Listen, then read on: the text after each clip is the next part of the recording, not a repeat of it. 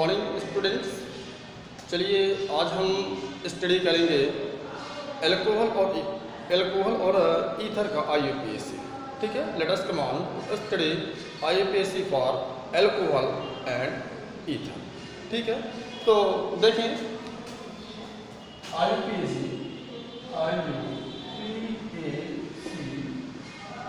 For alcohol and ether. ठीक है, तो आज का टॉपिक हमारा है एल्कोहल और ईथर का हम IUPAC कैसे करेंगे। बहुत ही ध्यान से देखिएगा स्टूडेंट्स, और बहुत ही इंपॉर्टेंट टॉपिक्स है। तो दो टॉपिक्स मैंने लिया है आज, एल्कोहल और ईथर। ठीक है, तो सबसे पहले डिस्कस किया जाए एल्कोहल।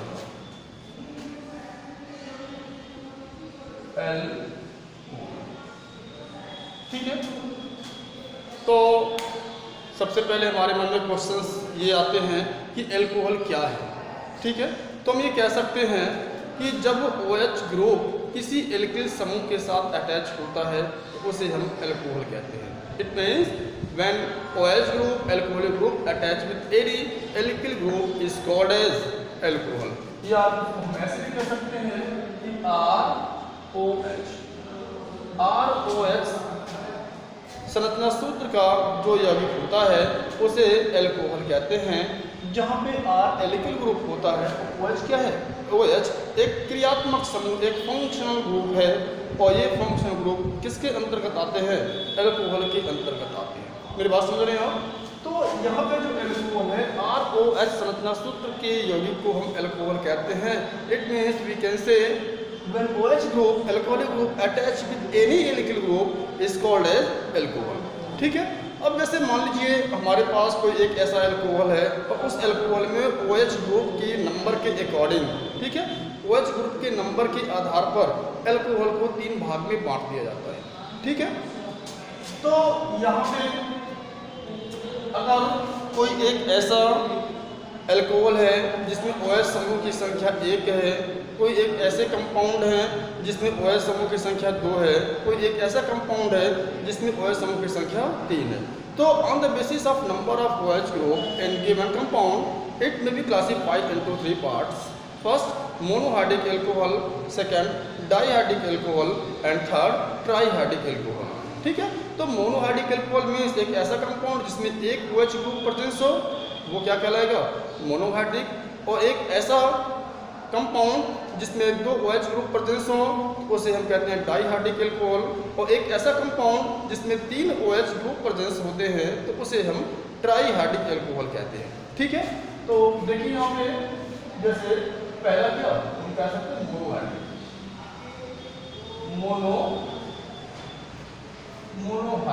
ठीक है, मोनोहाइड्रिक का मतलब क्या कि एक ऐसे कंपाउंड जैसे मान लीजिए हमारे पास क्या है CH3CH2OH, यानी एथिल एल्कोहल इसका नाम है। तो इस कंपाउंड में कितने OH की संख्या है? एक OH की संख्या, इसलिए मोनोहाइड्रिक ये कहलाएगा, मोनोहाइड्रिक एल्कोहल कहलाएगा। सेकंड पार्ट है डाइहाइड्रिक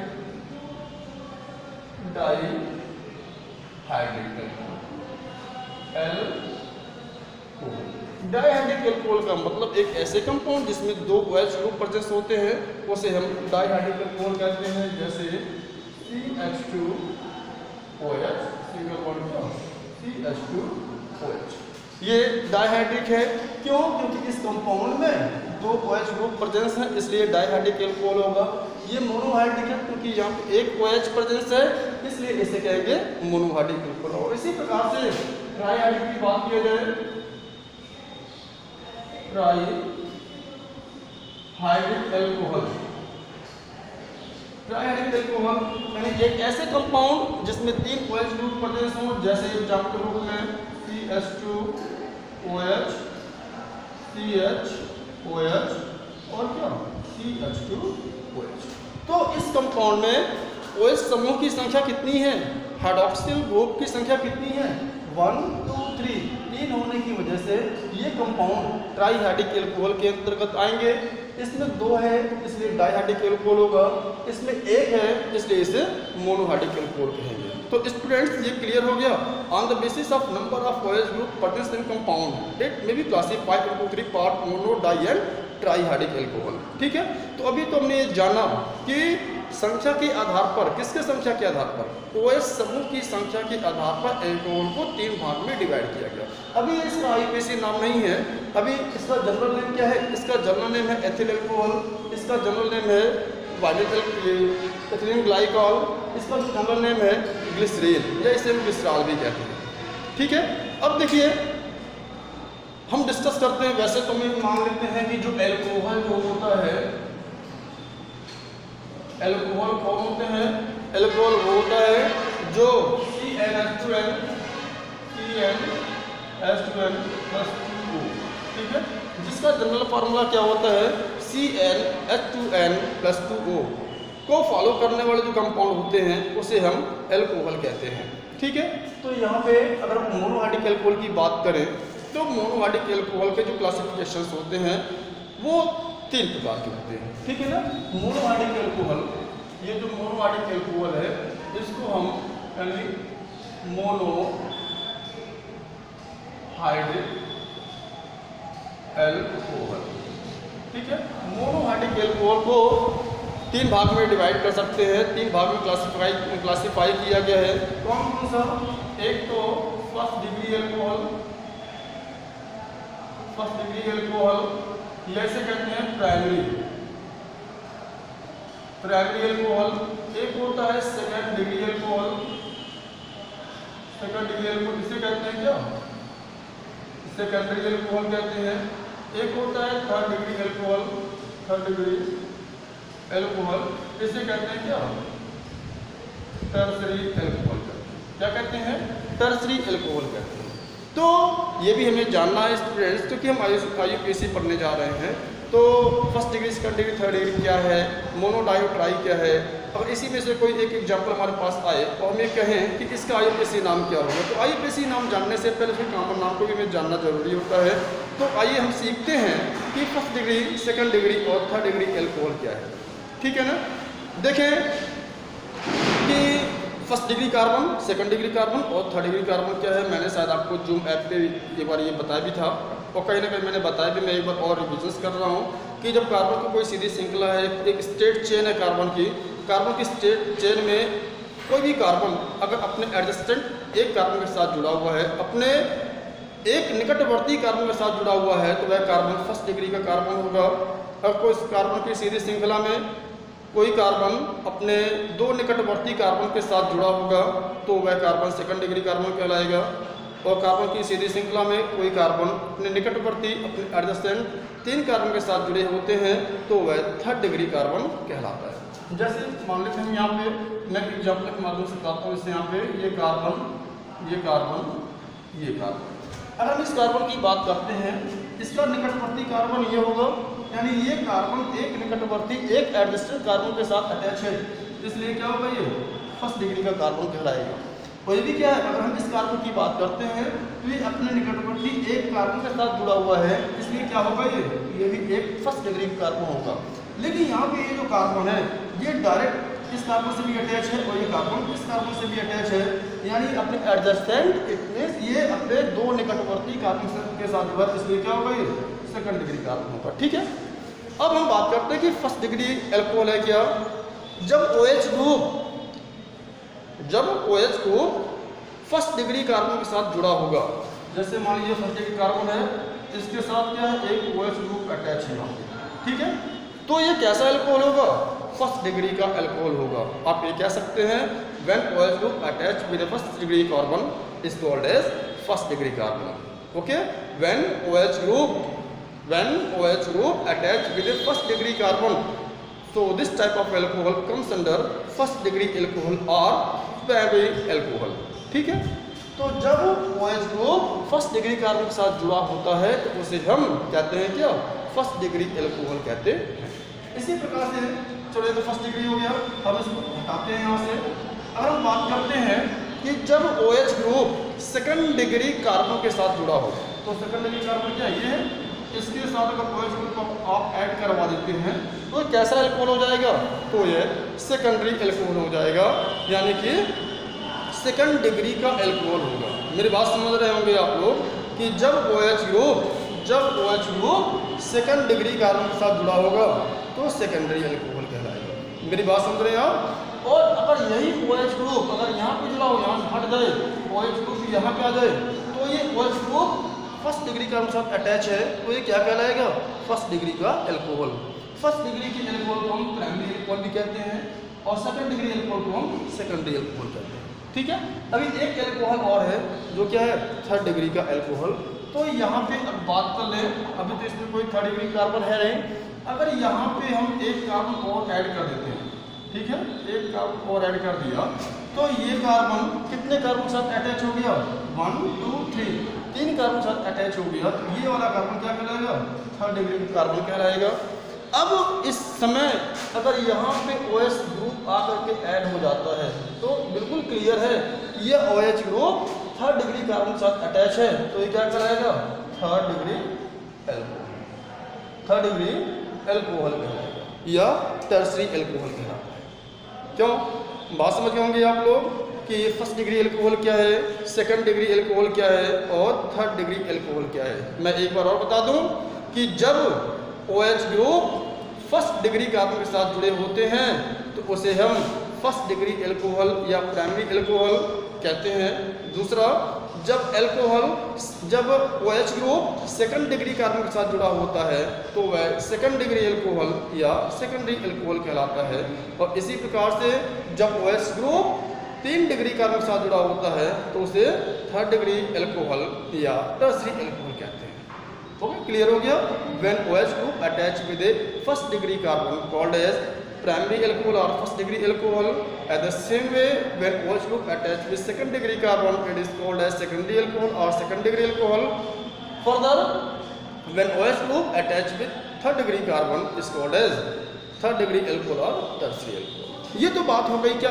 ये तो बात हो गई सामान्य सी डिस्कस हो गई कि एल्कोहल है क्या। तो ROH संरचना सूत्र के यौगिक को एल्कोहल कहते हैं। और we can say in other word when OH group attach with any alkyl group is called as alcohol and their general formula is CnH2n+2O। ठीक है, अगर हम बात करते हैं मोनोहाइड्रिक एल्कोहल की, तो मोनोहाइड्रिक एल्कोहल का फार्मूला होता है CnH2n+1। तो अगर मोनोहाइड्रिक एल्कोहल है तो मोनोहाइड्रिक एल्कोहल फॉलो करते हैं किसको? CnH2n+1OH को रिप्रेजेंट करते हैं, जहाँ पे R क्या है? एल्किल ग्रुप है। ये बात समझ गई?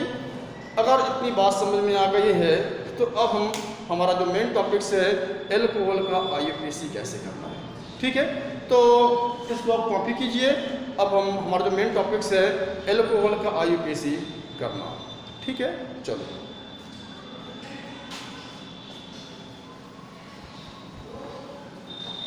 अब जो मैं बताने जा रहा हूं इसको थोड़ा सा ध्यान से देखिएगा आप लोग।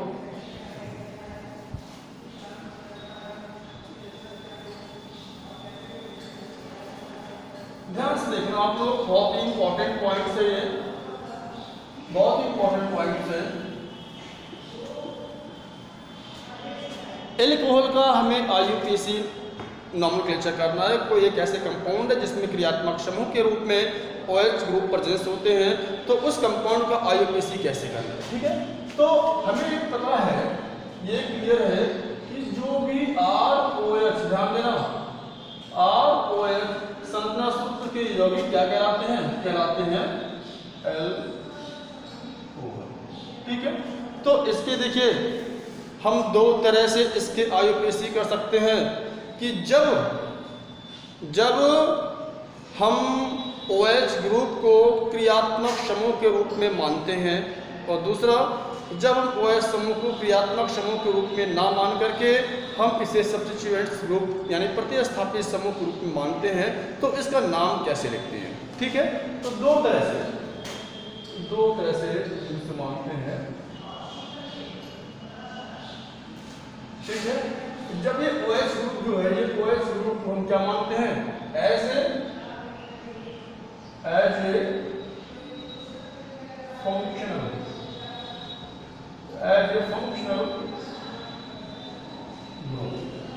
फंक्शन ग्रुप मानते हैं, पहला पॉइंट हो गया, ठीक है। और दूसरा पॉइंट क्या है, एज ए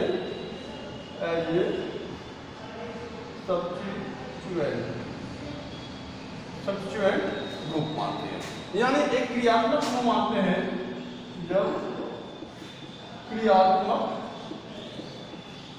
समूह के रूप में होता है और जब प्रतिस्थापी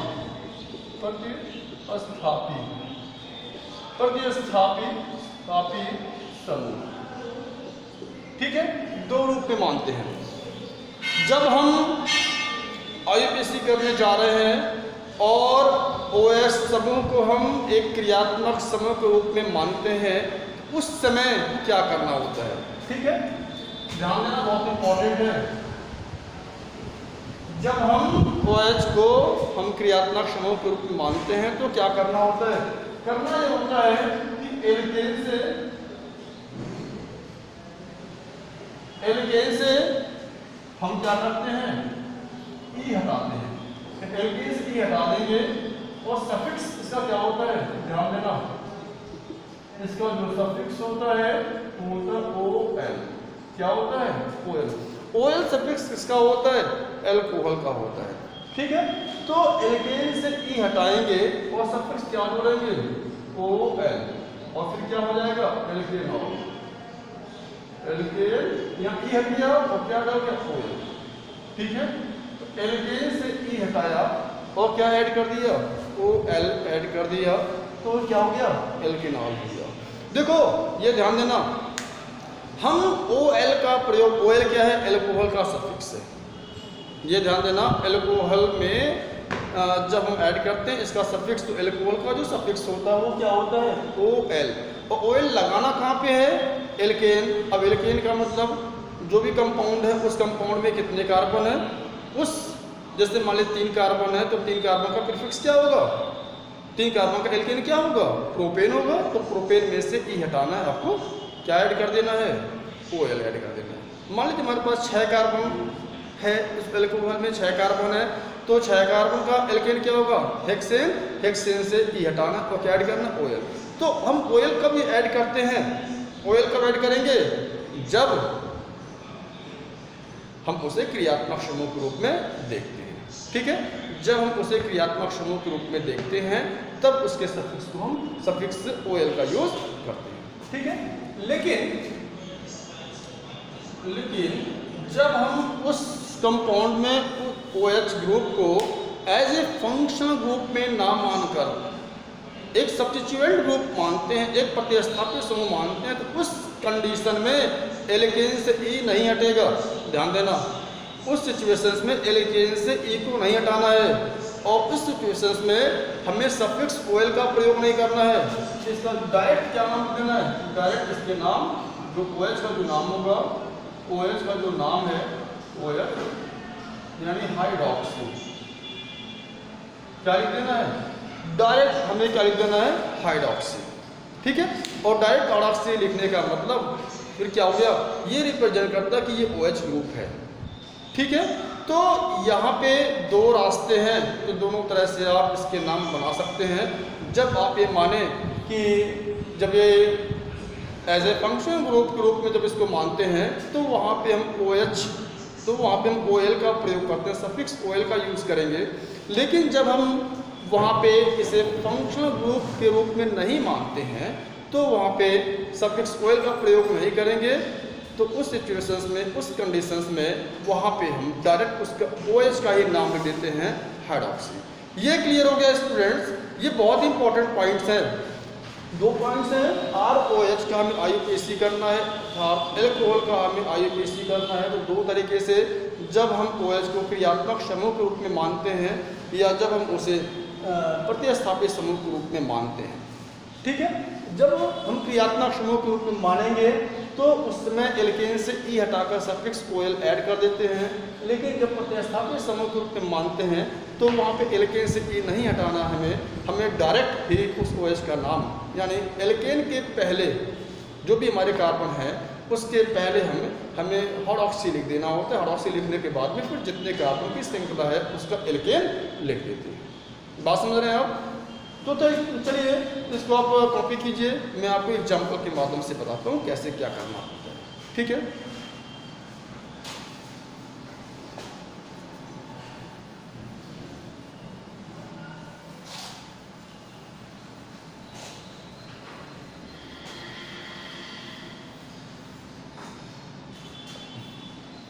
देखें एग्जाम्पल, जैसे मान लीजिए हमारे पास क्या है CH3OH, ठीक है, CH3OH। तो जब हम इसको क्या मानेंगे, क्रियात्मक समूह के रूप में मानेंगे, एज ए फंक्शनल ग्रुप के रूप में मानेंगे, तब ये कितने कार्बन है, एक कार्बन है, तो एक कार्बन का एल्कीन क्या होगा, मेथेन। मेथेन, और मेथेन में से क्या निकालना है, E माइनस करना है, और OH है तो OH का सफिक्स क्या होगा, ऑल, OL, तो क्या हो जाएगा, मेथेनॉल। मेथेनॉल, ये क्लियर हो गया। चलिए हम बात करते हैं C2H5OH की। C2H5OH की बात करते हैं तो क्या होगा, अभी कितने कार्बन है, दो कार्बन है, दो कार्बन के लिए क्या होगा, एथेन। एथेन से E हटाना है और सफिक्स क्या ऐड करना है, OL ऐड करना है, तो क्या हो जाएगा, एथेनॉल। एथेनॉल, ठीक है। इसी प्रकार से मान लीजिए कार्बन कार्बन कार्बन, तो ये क्या, OH। कितने कार्बन है, तीन कार्बन है, तो तीन कार्बन की वजह से 1 2 3 नंबर निकल लिए, तीन कार्बन हो गए, तो तीन कार्बन का एल्केन क्या होगा, प्रोपेन। प्रोपेन, और प्रोपेन से क्या करना है, E हटाना है और क्या ऐड करना है, OL। OL क्यों ऐड कर रहे हैं, क्योंकि क्रियात्मक समूह के रूप में OH ग्रुप है, इसलिए इसका सफिक्स क्या होगा, OL। तो ये हो जाएगा क्या, प्रोपेनॉल। प्रोपेनॉल, OL, प्रोपेनॉल, ठीक है। अब चलिए एक एग्जांपल हम और देख लेते हैं, कार्बन कार्बन कार्बन। अब हम OH यहाँ पे ऐड कर देते हैं, ठीक है। OH हमने यहाँ पे ऐड कर दिया। अब सबसे पहला काम क्या हमारा, नंबर करना, पैरेंट चेन बनाना, कितने कार्बन की पैरेंट चेन है, तो ये 1 2 3, ये क्लियर हो गया कि तीन कार्बन की पैरेंट चेन है। अब इसके दो तरह से नाम लिखे जाएंगे, दो तरह से नाम लिखे जाएंगे। मैंने बताया था आपको कि इसको हम दो तरह से इसका नाम सकते हैं कि जब इस OH ग्रुप को क्या माने, फंक्शनल ग्रुप मानते हैं, और यदि हम क्या मानते हैं, सब्स्टिट्यूएंट्स ग्रुप मानते हैं, प्रतिस्थापित समूह मानते हैं, या क्रियात्मक समूह मानते हैं। तो चलिए हम बात करते हैं कि अगर इस कंपाउंड का हमें IUPAC नाम देना है, IUPAC नाम देना है, तो यहाँ पे OH ग्रुप प्रेजेंस है, एल्कोहलिक ग्रुप प्रेजेंस है, तो हमें अगर इसका नाम देना है और इसको हम क्रियात्मक समूह मानते हैं, तो क्या करेंगे, तो हम ये लिखते हैं पहले क्या, एल्केन लिखते हैं। तो कितने कार्बन है यहाँ पे, तीन कार्बन है, तो तीन कार्बन एल्केन क्या होगा, प्रोपेन। मैंने आपको बताया है ये प्रोपेन, लेकिन प्रोपेन से एल्केन से क्या हटाना होता है, E हटा दिया, हमने यहाँ से E हटा दिया, तो हो गया प्रोपेन। अब ये देखना कि OH ग्रुप किस कार्बन पे प्रेजेंस है, पैरेंट चेन के किस कार्बन से प्रेजेंस है, क्योंकि सभी पैरेंट चेन में कार्बन को काउंटिंग में ले लिया गया है। ये किस नंबर पे आते हैं, दूसरे नंबर पे आते हैं। तो प्रोपेन के बाद फिर लोकेंट देना है कि OH ग्रुप किस कार्बन पे प्रेजेंस है, तो कार्बन दो कार्बन पे प्रेजेंस है, तो प्रोपेन 2, ठीक है 2, और फिर इसके बाद क्या, उसका सफिक्स क्या है, OH का OL, तो प्रोपेन 2R, ठीक है। इसका मतलब ये हो गया, प्रोपेन मींस क्या, तीन कार्बन, OL मींस क्या, एल्कोहल। ये दो क्या रिप्रेजेंट करता है, दो रिप्रेजेंट करता है कि ये OL ग्रुप जो है प्रोपेन के दूसरे कार्बन पे प्रेजेंस है, ठीक है। तो इस प्रकार से जब हम इसको क्या मानेंगे, एज ए फंक्शनल ग्रुप, तो वहाँ से एल्केन से E हटा करके सफिक्स OL का यूज़ करते हैं, और साथ ही साथ हम आप लोकेंट का भी नाम देते हैं कि OH ग्रुप किस कार्बन पे है, तो सफिक्स के पहले हम उस लोकेंट को भी लिख देते हैं 2 3 4, जो भी जिस पे भी वह OH ग्रुप प्रेजेंस होते हैं, ठीक है। तो चलिए ये तो क्लियर हो गया, समझ में भी आ रहा होगा आप लोगों को। अब हम इसी कंपाउंड को कैसे लिखें, जब हम इस OH ग्रुप को एज ए फंक्शन ग्रुप ना माने, क्या माने, सब्स्टिट्यूएंट ग्रुप माने। तो मैंने बताया जब सब्स्टिट्यूएंट ग्रुप मानेंगे तो इसमें सफिक्स का यूज नहीं होगा, इसका डायरेक्ट आपको नाम लिख देना है, ठीक है। तो OH के लिए क्या मैंने बताया लिखने के लिए, हाइड्रॉक्सी। क्या बताया, हाइड्रॉक्सी। अब ये हाइड्रॉक्सी ग्रुप OH ग्रुप किस कार्बन पे है, कार्बन नंबर 2 पे है। तो सबसे पहले इसी का नाम लिखेंगे, लोकेंट क्या है, 2 क्या, 2 हाइड्रॉक्सी, 2 हाइड्रॉक्सी, ठीक है। ये 2 क्या है, ये रिप्रेजेंट कर रहा है कि जो भी कार्बन है, कार्बन दूसरे कार्बन पे क्या है, हाइड्रॉक्सी ग्रुप है, 2 हाइड्रॉक्सी। अब डायरेक्ट एल्केन आप लिख देंगे, कितने कार्बन है, 3, तो 3 कार्बन एल्केन क्या होगा, प्रोपेन, 3 कार्बन एल्केन प्रोपेन। अब देखिए यहाँ E नहीं हटाया गया है, E नहीं हटाया गया है, डायरेक्ट उस एल्केन को लिख दिया गया है। और OH के लिए हमने क्या यूज कर लिया, हाइड्रॉक्सी, यानी 2 हाइड्रॉक्सी प्रोपेन। इसलिए कब लिखा गया, जब हमने इसको प्रतिस्थापित से माना, सब्स्टिट्यूएंट ग्रुप माना। लेकिन प्रोपेन टू आल जब हुआ, ये कब हुआ, जब हम इसको क्या मानते हैं, एज ए फंक्शनल ग्रुप मानते हैं, तब ऐसा, ठीक है। तो चलिए ये क्लियर हो गया, आप इसको उतार लीजिए इस एग्जाम्पल को, फिर मैं आगे चलता हूँ। उतारिए, चलिए मैं मिटाता हूँ इसको।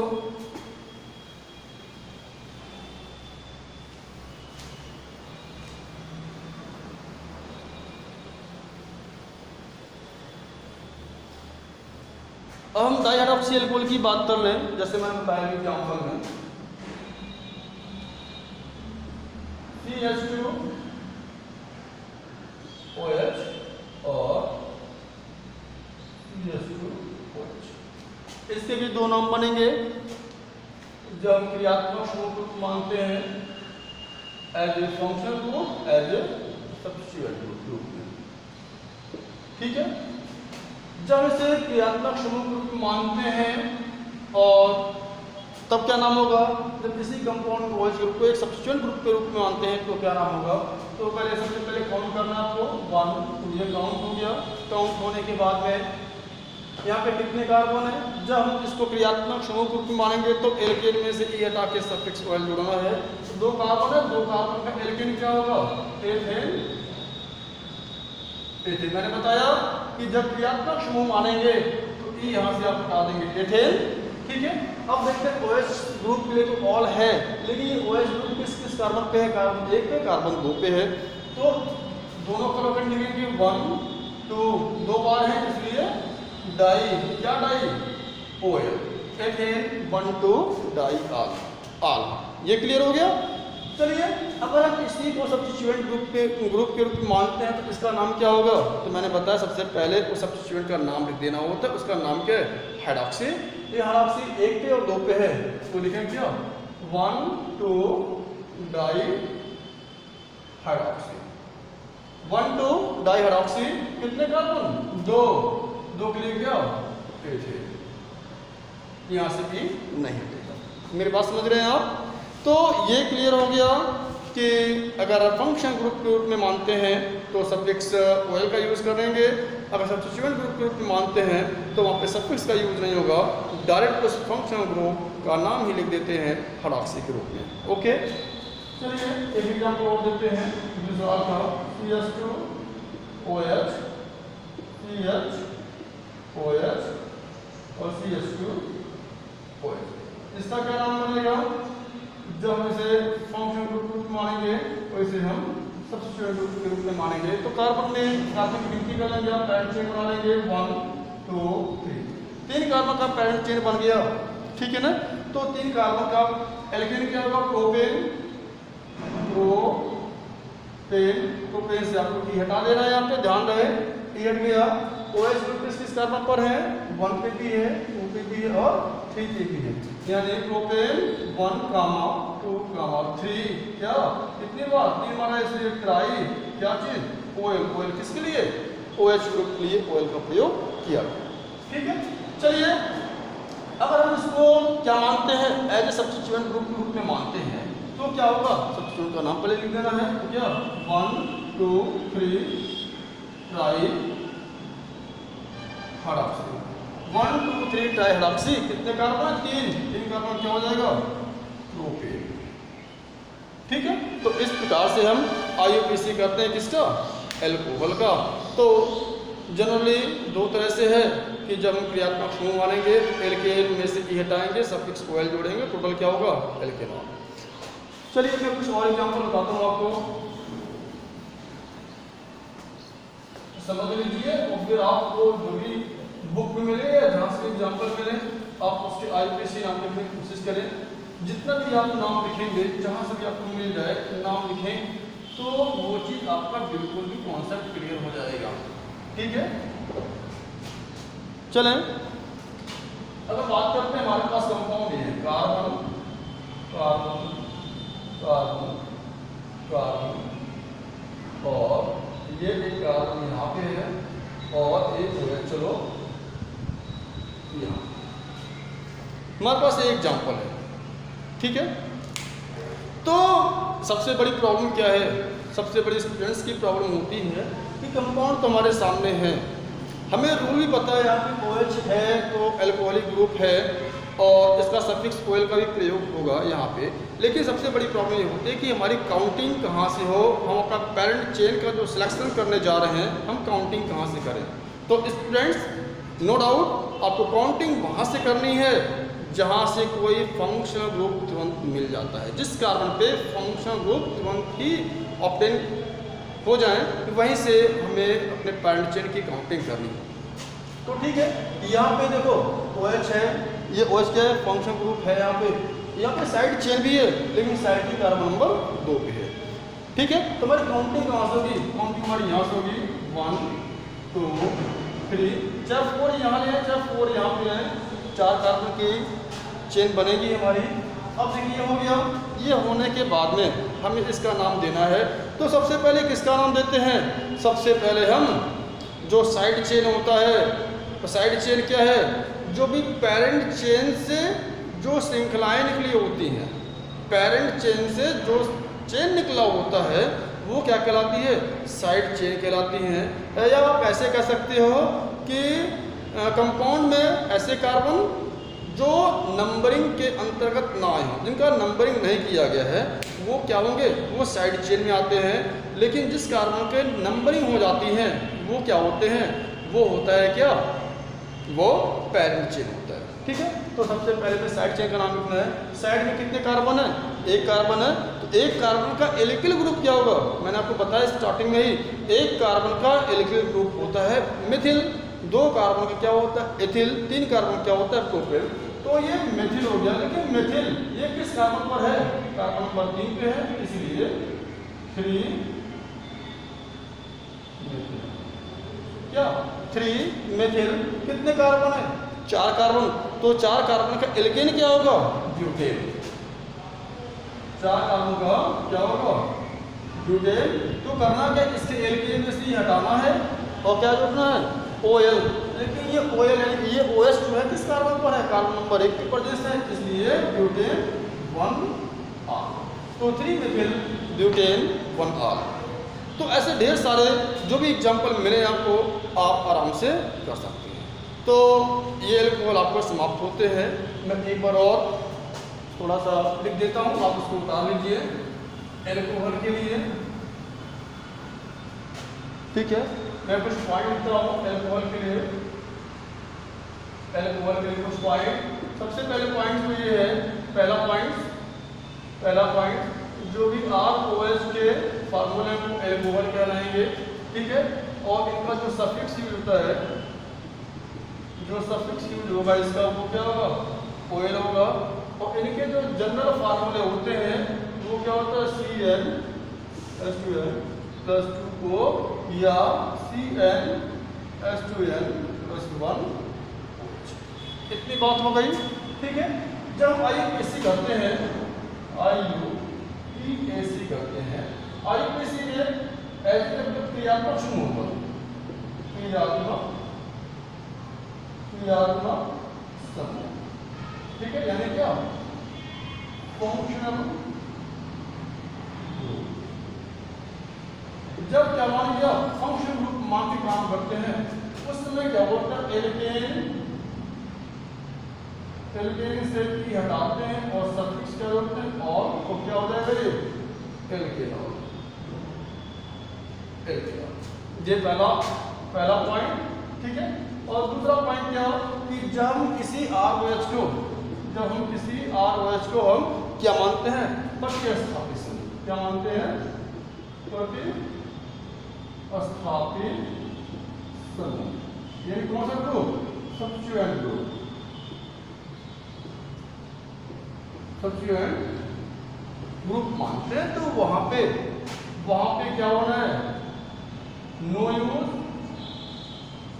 यूज सफिक्स एस ओएल, यानी कि सफिक्स का कोई प्रयोग नहीं, यानी ओएल के रूप में सफिक्स का कोई प्रयोग नहीं होना है, ठीक है। और क्या करना है, डायरेक्ट हमें OH का नाम देना है, यानी जो OH ग्रुप है इसका क्या नाम हो जाएगा, डायरेक्ट हाइड्रॉक्सी। आपने हाइड्रॉक्सी लिख दिया, ये OH कंप्लीट हो गया, ठीक है। तो इतने पॉइंट्स हैं, ROH suffix OL, general formula ये होगा। ROH पे जो भी प्रक्रियात्मक समूह के इसको मानते हैं, एल्केन्स की प्लस OL एल्केनॉल। ये क्लियर हो गया पूरा। तो इस प्रकार से एल्कोहल के जो टॉपिक्स हैं ये कंप्लीट समाप्त होते हैं, ठीक है।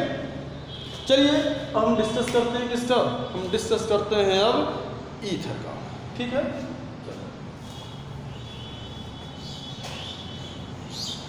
एक बता दें आपको, मैंने टॉपिक जो लिया है एल्कोहल एंड ईथर। तो एल्कोहल को ईथर के साथ क्यों स्टडी की जाती है, तो पहले मैं यहाँ पे कुछ कंपेरिजन बता देता हूँ यहाँ पे कि एल्कोहल और ईथर के बीच में क्या कंपेरिजन है, ठीक है। तो यहाँ पे देखने थोड़ा सा आपको आसानी हो जाएगी। ये एल्कोहल, ये क्या, ठीक है। एल्कोहल जो होते हैं वो क्या होता है, ROH। ईथर क्या होता है, ROR, ठीक है। या ROR, या ROR डैश, या समान प्रकार के एल्किल ग्रुप हो सकते हैं या डिफरेंट टाइप के एल्किल ग्रुप हो सकते हैं, ठीक है। इनका अब देखो, इनका जो जनरल फार्मूला है वो क्या होता है, CnH2n+2O, और इनका भी जो जनरल फार्मूला है CnH2n+2O। अब यहाँ पे देखें, एल्कोहल हो या ईथर हो, दोनों के जनरल फार्मूला सेम है। जब दोनों के जनरल फार्मूला सेम होंगे तो क्या सेम होगा, मॉलिक्यूलर फार्मूला भी सेम होगा, ठीक है। मॉलिक्यूलर फार्मूला सेम होगा, और ध्यान देना, तो एल्कोहल और ईथर के मॉलिक्यूलर फार्मूले सेम है, लेकिन डिफरेंट क्या है, फंक्शनल ग्रुप डिफरेंट है। तो इसलिए हमेशा एल्कोहल और ईथर एक दूसरे के बीच में समावेता, इट मीन्स आइसोमेरिज्म रिप्रेजेंट करते हैं। वो भी किस टाइप का होगा, फंक्शनल आइसोमेरिज्म, यानी कि ऐसे डिफरेंट कंपाउंड जिनके मॉलिक्यूलर फार्मूला सेम हो बट फंक्शनल ग्रुप डिफरेंट हो, तो ऐसे आइसोमर क्या कहलाते हैं, ऐसे आइसोमेरिज्म को हम फंक्शनल आइसोमेरिज्म कहलाते हैं, ठीक है। और ऐसे कंपाउंड एक दूसरे के फंक्शनल आइसोमर कहलाते हैं। अभी कैसे हुआ, जैसे मान लीजिए हमारे पास एग्जाम्पल, इसका एग्जाम्पल लेते हैं C2H5OH एथिल एल्कोहल, और यहाँ ROR इट मींस CH3OCH3, ठीक है। ये क्या डाइमेथिल ईथर, ये क्या एथिल एल्कोहल, ये एल्कोहल है, ये क्या है, ईथर है। अब इनका अगर बात किया जाए तो कितने कार्बन है, 2 कार्बन, हार्डनेस कितने, 5 1 6, यानी H6 हो गया, कितने ऑक्सीजन से 1 हो गया, ठीक है। तो ये इनका मॉलिक्यूलर फार्मूला हो गया। हम इसकी बात करते हैं, इस फार्मूले में, इस कंपाउंड में कितने कार्बन है, 1 1 2 C2 3 और 3 6, हाइड्रोजन से H6 1 ऑक्सीजन, यानी कि दोनों के क्या है, दोनों के molecular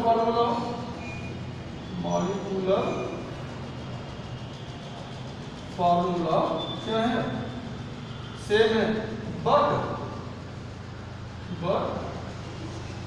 differ in functional group, यानी कि मॉलिक्यूलर फार्मूला सेम और क्रियात्मक समूह में क्या है, भिन्नता है। इसलिए ये दोनों आपस में किस प्रकार से संबंधित होते हैं, ये फंक्शनल आइसोमेरिज्म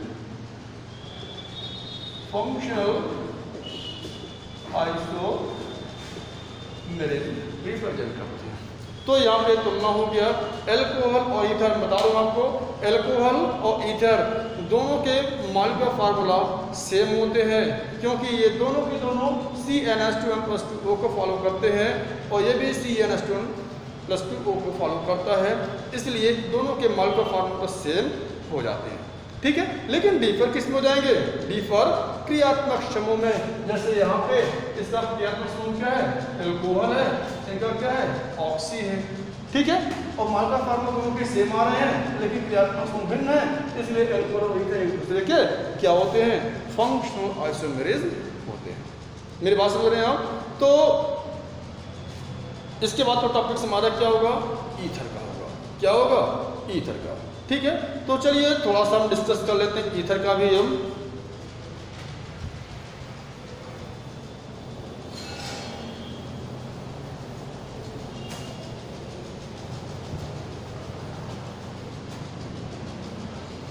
ईथर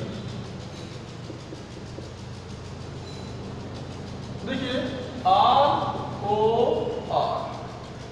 ROR संरचना सूत्र के यौगिक ईथर कहलाते हैं और इनका जो जनरल फार्मूला होता है वो CnH2n+2O। क्या होता है? CnH2n+2O होता है और ROR संरचना सूत्र के यौगिक क्या कहलाते हैं? ईथर कहलाते हैं। या यूँ कह लें, ईथर एक ऐसे ऑर्गेनिक कंपाउंड है जिसमें ऑक्सीजन एटम दो एल्किल ग्रुप के साथ जुड़ा होता है। ईथर एक ऐसे ऑर्गेनिक कंपाउंड है, ether it is such type of organic compound in which oxygen atom are joined with the help of a two alkyl group called as ether. ठीक है ना? तो यहाँ पे ऑक्सीजन दो एल्किल ग्रुप के साथ अटैच होते हैं तो उसे हम कहते हैं क्या? ईथर कहते हैं। अब यहाँ पे एल्किल ग्रुप की समानता और विभिन्नता के आधार पर, ठीक है, जो ऑक्सीजन के साथ दोनों एल्किल ग्रुप आपस में अटैच हैं तो उनमें समानता और विभिन्नता के आधार पर ईथर दो टाइप के हो जाते हैं। ये ईथर दो टाइप के हो जाते हैं। कितने टाइप के ईथर? दो। एक होता है सिंपल, एक सिंपल ईथर, एक क्या होता है? Mixed ether. ठीक है, सिंपल ईथर और मिक्स्ड ईथर। तो सिंपल और मिक्स में क्या अंतर है? तो सिंपल में होता है कि एक ऐसे ईथर जिसमें ऑक्सीजन के साथ जुड़ने वाले दोनों एल्किल ग्रुप सेम टाइप के होते हैं, यानी ROR एंड ऑक्सीजन के साथ जुड़ने वाले दोनों एल्किल ग्रुप अगर सेम प्रकार के हैं, सेम टाइप के हैं, तो वो ईथर कैसा कहलाएगा? सिंपल ईथर कहलाएगा। ठीक है, if both alkyl group of same type, ठीक है, दोनों एल्किल ग्रुप सेम टाइप के होते हैं और ऑक्सीजन के साथ जुड़े होते हैं तो क्या कहलाएंगे? सिंपल ईथर कहलाएंगे। और वही मिक्स ईथर की बात की जाए, यदि ऑक्सीजन के साथ जुड़ने वाले दोनों एल्किल ग्रुप क्या हो? डिफरेंट टाइप के, ये R है, ये क्या है? R' है, तो इस टाइप की ईथर क्या कहलाएगा? मिक्स ईथर कहलाएंगे। तो वेरी सिंपल है कि सिंपल और मिक्स ईथर क्या होते हैं? एक ऐसे ईथर जिसमें ऑक्सीजन के साथ जुड़ने वाले दोनों एल्किल ग्रुप समान प्रकार के होते हैं तो वह सिंपल ईथर, और अगर ऑक्सीजन के साथ जुड़ने वाले दोनों एल्किल ग्रुप डिफरेंट टाइप के होते हैं तो वह मिक्स ईथर कहलाते हैं। जैसे एग्जांपल ले लें यहाँ पे CH3CH3O3। ठीक है, इस ऑक्सीजन के साथ यहाँ पे भी CH3 है, यहाँ पे भी CH3 है, तो क्या होगा? Simple ether. यहाँ पे इनके लिए बात कर लें, यहाँ पे क्या मान लें? CH3 है, ये O है, ये क्या? C2H5। इनके साथ मिथिल है, यहाँ पे क्या है? एथिल है। तो दोनों एल्किल ग्रुप क्या है? डिफरेंट टाइप के हैं, तो इसलिए ये क्या होगा? मिक्स्ड होगा। यहाँ पे दोनों क्या है? सेम टाइप के हैं, इसलिए क्या होगा? ये सिंपल ईथर कहलाएगा। तो ईथर के बारे में आप समझ गए होंगे आप। अब यहाँ पे देखें कि यहाँ पे ये भी एल्किल है, ये भी एल्किल है। ठीक है, दो एल्किल हैं तो इनकी आयुर्वेदीय नाम कैसे करने हैं? चलो,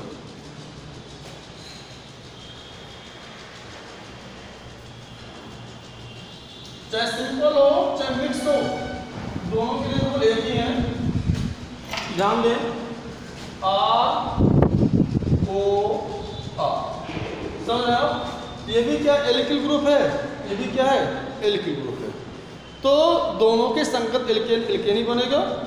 ठीक है, तो इनका जो होता है एल्कोक्सी एल्केन, एल्कोक्सी एल्केन, ये कंप्लीट हो एल्कोक्सी एल्केन।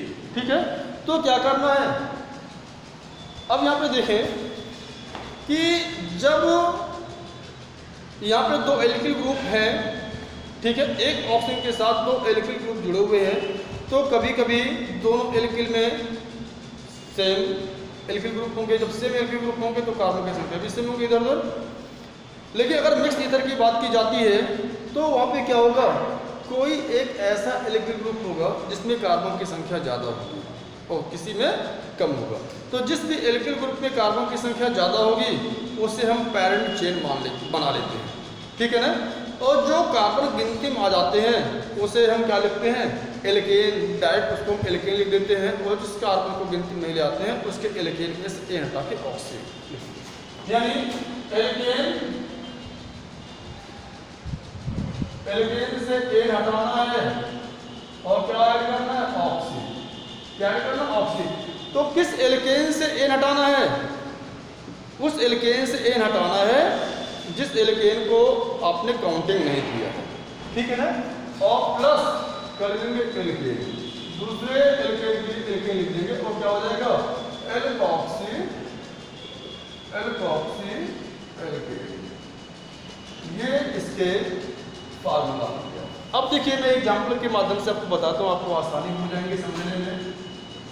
जैसे मान लीजिए CH3OCS3, ठीक है, इस कार्बन के साइड में इधर भी एक कार्बन है, इधर भी एक कार्बन है, तो आप चाहे इसको इसके एल्केन में से हटाएं चाहे इसके एल्केन में से हटाएं, जब दोनों का बराबर ही है तो ये हो जाएगा क्या, मेथेन से आपने क्या कर दिया, पहले ए हटा दिया और क्या कर दिया, ऑक्सी। इसके लिए क्या लिखेंगे, सीधे मेथेन, इसके लिए सीधे मेथेन, सिंपल। अब हम ऐसे बात करते हैं CH3O CH2 और क्या CS। अब जरा देखें, ये तो सिंपल है, ये क्या है, मिक्स ईथर है। अब यहाँ पे हमें पहले क्या करना है, मैंने बताया आपको, काउंटिंग करनी है। इस ऑप्शन के इस साइड में जो एल्केन है कितने कार्बन, एक कार्बन है। इस ऑप्शन के साथ इधर जो एल्किल ग्रुप है इसमें कितने कार्बन है, दो कार्बन है। तो इसमें कार्बन की संख्या ज़्यादा है तो आपने क्या पहले काउंटिंग कर लिया, 1 और 2 काउंटिंग कर लिया। अब जो कार्बन काउंटिंग में आ गए उनका नाम लास्ट में लिखा जाता है, एल्केन का नाम दे दिया जाता है। और जो कार्बन काउंटिंग में नहीं आए उसी के एल्केन में से एन हटा करके ऑक्सी ऐड करना है। अब यहाँ पे देखो कितने कार्बन है, तो हमारी काउंटिंग में आ गया। इसमें भी कोई छेड़छाड़ नहीं करनी, ऑक्सी इसमें नहीं जोड़ना है, ऑक्सी इसमें आपको जोड़ना है। एक कार्बन है, एक कार्बन एल्केन क्या होगा, मेथेन, और यही आपको एन यहाँ से हटा देना है और क्या ऐड कर देना, ऑक्सी, मेथॉक्सी। ठीक है, इनका हो गया कंप्लीट। अब जो नंबरिंग किया आपने, जो पैरेंट चेन बनाए, तो इसमें कितने कार्बन है, 2, तो 2 कार्बन डायरेक्ट आपको एल्केन लिख देना है, ये हो जाएगा क्या, एथेन। ठीक है, मेथॉक्सी एथेन। मेरे पास समझ रहे हैं आप। चलिए अगर हम ऐसे बात करते हैं C2H5O और क्या C2H5, इसकी बात कर लें। इधर भी 2 कार्बन है, इधर भी 2 कार्बन है, दोनों कार्बन की संख्या समान है, तो क्या हो जाएगा,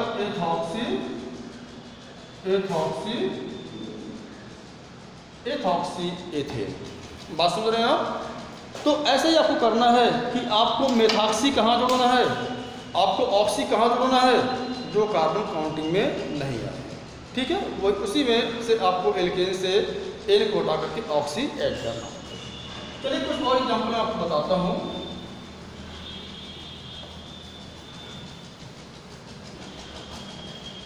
जैसे यही है CH3 CH2 CH2O C2, ये ऐसे कर लो। चलो ये CH2 और क्या CH3। चलिए अब यहाँ पे इस साइड में कार्बन की संख्या ज़्यादा हो रही है, इस साइड में कार्बन की संख्या कम हो रही है। तो हमें गिनती किसकी करनी है, जिसमें कार्बन की संख्या, जिस एल्किल ग्रुप में कार्बन की संख्या अधिक है।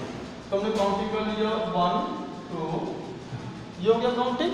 ठीक है ना, काउंटिंग हो जाने के बाद में अब हमें क्या करना, इस साइड में क्या है, 2 कार्बन है और 2 कार्बन का एल्केन क्या होगा, एथेन।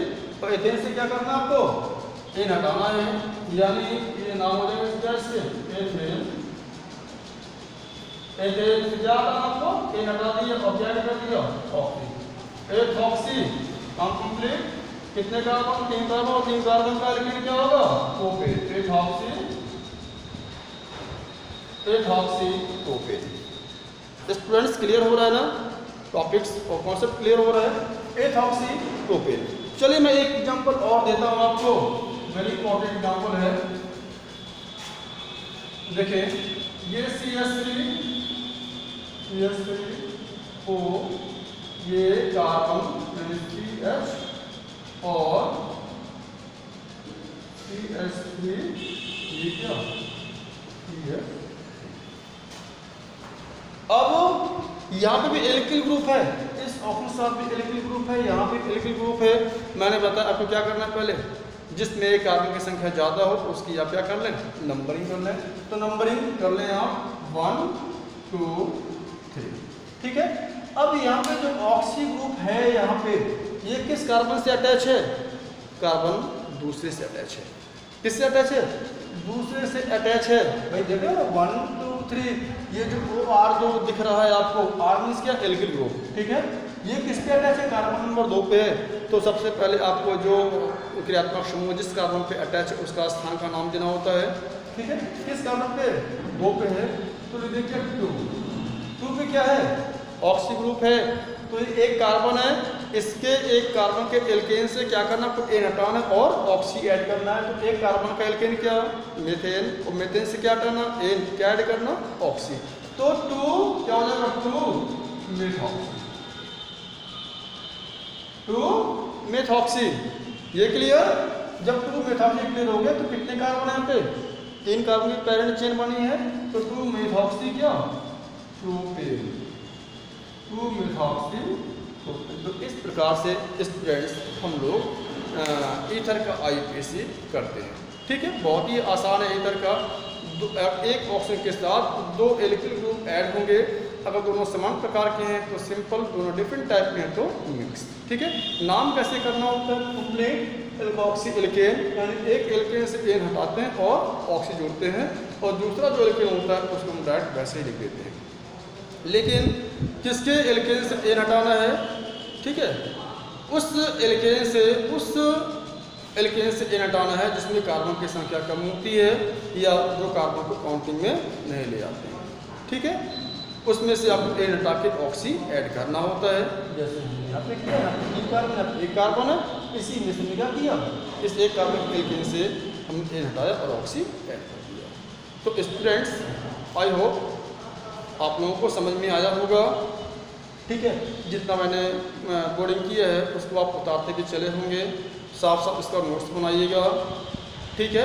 और इसके बाद का जो टॉपिक्स मैं आपको पढ़ाऊँगा IUPAC में, वो भी जो एक दूसरे के फंक्शन आइसोमर होंगे, दोनों साथ साथ में चलाऊँगा। एक तो होगा एल्डिहाइड और फिर क्या? कीटोन। आपका जो अगला टॉपिक्स होगा IUPAC का, एल्डिहाइड और कीटोन। ओके स्टूडेंट्स, तो ठीक है स्टूडेंट्स, आप लोग मेहनत से स्टडी करें और कॉपी कर लें और साफ साफ नोट्स बनाएं, ठीक है। मैं आपको अगले वीडियो में अगले नए टॉपिक के साथ एल्डिहाइड और कीटोन का IUPAC के साथ मिलता हूँ। Okay, thanks.